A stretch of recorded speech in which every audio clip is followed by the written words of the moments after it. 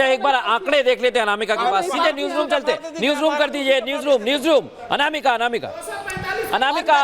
मेरे अनामिका कुछ आंकड़े बता रही है। हाँ सुन लीजिए। आंकड़े ओवरऑल बात कर रहे थे कि गठबंधन की क्या स्थिति है, चाहे एनडीए हो या इंडी हो, लेकिन इंडिविजुअल अगर बड़ी पार्टियों की बात की जाए तो भारतीय जनता पार्टी सबसे आगे है। 245 सीटों पर बीजेपी इस वक्त आगे चल रही है और कांग्रेस जो सेकेंड नंबर की पार्टी बनकर निकली है इस चुनाव में, वो 97 सीटों पर आगे चल रही है।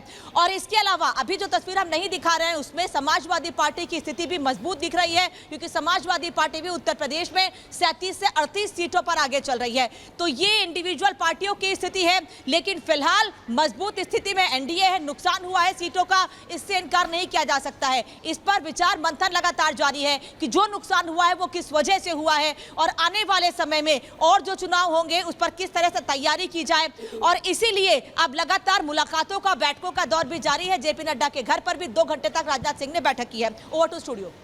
बिल्कुल अनामिका, आप अहम जानकारी दे रही थी, इस बीच बड़ी खबर मिल रही है, उसका रुख कर लेते हैं, जहां आपको बताएं कि लखनऊ में उत्तर प्रदेश के मुख्यमंत्री योगी आदित्यनाथ ने बड़ी बैठक बुलाई है। बड़ी खबर आपको बता रहे हैं। देखिए, इससे पहले जेपी नड्डा के आवास पर 2 घंटे तक करीब बैठक चली है और उसके बाद अब एक और बैठक आहूत की गई है, जहां उत्तर प्रदेश के मुख्यमंत्री योगी आदित्यनाथ मौजूद हैं, दोनों डिप्टी सीएम भी मौजूद हैं और मंथन हो रहा है। उत्तर प्रदेश बीजेपी अध्यक्ष भी बैठक में मौजूद हैं। तो अभी जो सूरत हाल है उसको लेकर बातचीत हो रही है। मैं यही कह रही थी सौरभ जी कि ये एक हमेशा की आदत रही है भारतीय जनता पार्टी की, कोई पहली बार नहीं है कि कोई रिजल्ट आए हो उसके बाद चर्चा की गई हो। चर्चा वो करते ही हैं, लेकिन चर्चा इंडिया को भी करनी होगी जी। देखिए, कम से कम एक बात तो साफ हो गई ना, जनता को जो गुमराह करने का प्रयास कर रहे थे, ईवीएम के मुद्दे पर जनता को जो गुमराह करने का प्रयास कर रहे थे, संवैधानिक संस्थाओं को गालियां दे रहे थे, चुनाव आयोग के खिलाफ अपशब्दों का प्रयोग कर रहे थे, कम से कम जनता ने आज तो क्लियर तो कर दिया इनको। जनता ने लारी साहब से जवाब ले लेता हूं। बैठक हो रही है लारी साहब, ईवीएम निष्पक्ष है। अब ईवीएम पे तो नहीं रोएंगे लोग, लेकिन उसके बावजूद मैं कह रहा हूं, ठीक है, जवाब कि आप लोग सरकार बनाने के आसपास कहीं नहीं है। लारी साहब जवाब दीजिए, तारिक अहमद लारी को लेकर के था वो जनता ने बिल्कुल मौका मिला है। देखिए, सरकार की बात रही, आप लोग अभी से बैठक कर रहे हैं, मुख्यमंत्री ने भी बैठक बुला ली। मुख्यमंत्री को तो प्रधानमंत्री बनना नहीं है, वो काहे बैठक बुला रहे हैं? ये भी सोचने वाली बात है। आप ये सोचिए, आखिर किसी प्रदेश के मुख्यमंत्री ने बैठक नहीं बुलाई, योगी जी ने क्यों बैठक बुलाई? सब वो बैठक भी ना करें, लाख बैठक करिए, लेकिन अभी आप तो कह रहे हो बैठक भी ना करें। अभी कुछ इसमें भी प्रॉब्लम है। अभी कुछ बातें हुई थी, अभी तो मल्लिकार्जुन खड़गे को पता है, अभी कुछ बातें हुई थी। आज सूत्र बड़े चल रहे हैं लारी साहब के, सूत्र बड़े चल रहे हैं साहब के सूत्र। देखिए, सबसे बड़ी बात है, मैंने तो मल्लिकार्जुन खड़गे जी का नाम बोल दिया, थोड़ी देर पहले बोला था आपकी बात में, मैंने बीजेपी का भी नाम बोला था कि नितिन गडकरी बनेंगे, ये भी बोला था आपको, गलत है आपकी। साफ लफ्जों में बोला था नितिन गडकरी जी बनेंगे, मोदी जी नहीं बनेंगे। मैं फिर आपको कह रहा हूं, Nitin Gadkari will be the prime minister of India, Modi ji नहीं। अभी तो खड़गे जी का क्या हुआ? लारी साहब खड़गे साफ लफ्जों में कह रहा हूं। अच्छा, विपक्ष भारतीय जनता पार्टी कह रहा हूं आपसे, विपक्ष अभी भी एक मिनट सौरभ जी, एक बार उनको बोले नहीं दीजिए। हाँ बोलिए। पंडित नितिन गडकरी देश के प्रधानमंत्री बनेंगे, हम लोग खुले दिल से उनका समर्थन करेंगे। ठीक है, एक बार न्यूज रूम का रुख करते हैं श्वेता। अनामिका, और अभी हमने पार्टीवार बात की थी कि भारतीय जनता पार्टी सबसे बड़ी पार्टी के तौर पर निकलकर सामने आ रही है, कांग्रेस पार्टी दूसरे नंबर पर है। एक बार फिर गठबंधन की तस्वीर देख लेते हैं। अगर गठबंधन की बात करें तो एनडीए 296 सीटों पर इस वक्त मजबूत और आगे चल रहा है और इसमें ऊपर नीचे की स्थिति अभी कुछ देर में तस्वीर साफ हो जाएगी पूरी तरीके से। एनडीए 296 और इंडी गठबंधन 229 सीटों पर आगे चल रही है।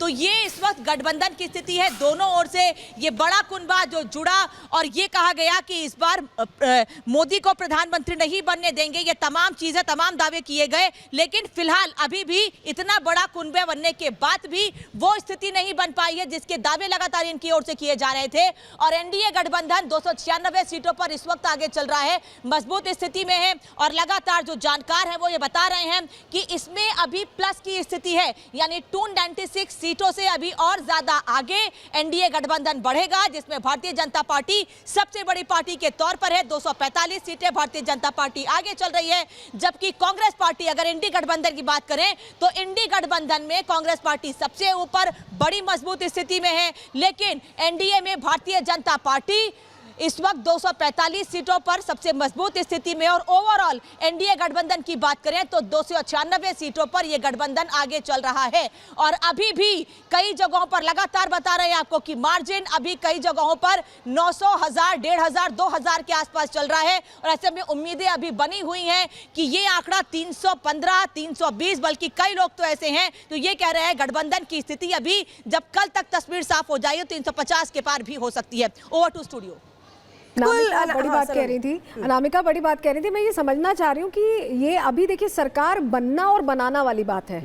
यहाँ बन रही है सरकार, बनाती नहीं दिख रहे हैं दूसरे दल। हालांकि 1:all था लेकिन नहीं हुआ ऐसा। लेकिन ये समझना चाहेंगे कि अब क्या अभय जी बीजेपी को ये सोचना होगा कि पार्टी क्या अंदर की वजह से आ रही है, अंदर की चीजों की वजह से आ रही है, विपक्ष की नीति से आ रही है, ये समझना पड़ेगा। देखिए पहले तो मैं अपनी एक बात रखना चाहूंगा, जो कम हुआ है, डिक्लाइन जो हुआ है, बीजेपी अभी सबसे 2009 के बाद सबसे कम सीटों पर चुनाव जीती दिख रही है। लेकिन कांग्रेस पार्टी 1984 के बाद जो सीटें जीती उससे अभी भी ज्यादा है। बीजेपी का परफॉर्मेंस उससे बेटर है। जो 1984 के बाद इनका सबसे अच्छा परफॉर्मेंस 1991 में गया था 232, उससे बेटर अभी बीजेपी कर रही है। इसलिए इनको बहुत ज्यादा जो खुश हो रहे हैं कि ऐसी बात है, पहली बात। दूसरी बात कि राहुल गांधी के नेतृत्व में 2009-14 का इलेक्शन लड़ा, 14-19 का लड़ा गया, देखिए क्या रिजल्ट आया। लेकिन मल्लिकार्जुन खड़गे जी के नेतृत्व में लड़ा गया। तो मान रहे हैं संजीवनी मिली, मतलब नेतृत्व अच्छा है। इनको मानना पड़ेगा कि भैया राहुल गांधी जी के टाइम में क्या हुआ, अभी क्या हो रहा है, सो देखना पड़ेगा। उसके अलावा भी कई एक बातें जो मैं लेकर के आऊंगा। बिल्कुल, और आप सही बोल रही हैं कि बीजेपी के बारे में स्वामी जी कुछ कहना चाह रहे हैं। जी जी, मैं ये कहना चाह रहा हूं, अभय जी को सोचना चाहिए। माननीय मोदी जी 1 लाख वोट से जीते हैं और राहुल गांधी दोनों सीटों में 2.5 लाख वोट से जीते हैं। अब इनको रिटायरमेंट ले लेना चाहिए माननीय मोदी जी को। 2.5 लाख से ज्यादा वोट जीते हैं, 2.5 लाख वोट से दोनों जगह जीते हैं। और मोदी जी 1 लाख वोट से जीते हैं, देश के प्रधानमंत्री। 1 लाख नहीं, अभी अब इन्हें 75 साल की उम्र है, संन्यास में चला जाना चाहिए। काउंटिंग चल रही है, 1.5 लाख से ज्यादा वोट से आगे चल रहे हैं। अच्छा, मैं जरा कुछ और हम लोग आंकड़े बता रहे हैं। जी जी, 1 मिनट बात कर लें पहले कंप्लीट। स्वामी जी देखिए आज की स्थिति यह है, अगर मोदी जी अब वापस लौटेंगे, हम वापस चर्चा पे लौटेंगे, लेकिन एक बार जरा बता देते हैं, एक बार जरा जानकारी दे देते हैं कि क्या तस्वीर अभी निकल कर सामने आ रही है। देखिए बीजेपी की अगर बात करें, बीजेपी की बात करें तो 245 के करीब ये आ रही है। तस्वीरें हम आपको दिखा रहे हैं, ये अभी की हालात है, अभी की स्थिति है जिस पर हम चर्चा भी कर रहे हैं। हालांकि अभी इसमें थोड़ा और इम्प्रूवमेंट होना है, थोड़ा हेर फेर होगा क्योंकि कई राउंड की काउंटिंग होती है। अभी थोड़ा इंतजार आधिकारिक आंकड़ों के लिए हम कर रहे हैं, लेकिन अभी फिलहाल 245 की तस्वीर निकलकर सामने आ रही है और कांग्रेस के लिए 97 की अभी खबर आ रही है। ये अभी ताजा हालात हैं और इसी से अब आगे बढ़कर सोच रहे हैं, कांग्रेस के लोगों में भी इंडिया अलायंस को जोड़कर एक खुशी का माहौल है। एनडीए सोच रहा है फिर से सरकार में आ रहा है। तो एक तरह से देखें तो एनालिसिस का दौर मुझे लगता है कि दोनों ही जगह चल रहा होगा, चाहे बात करें इंडिया अलायंस की, चाहे बात करें एनडीए की। और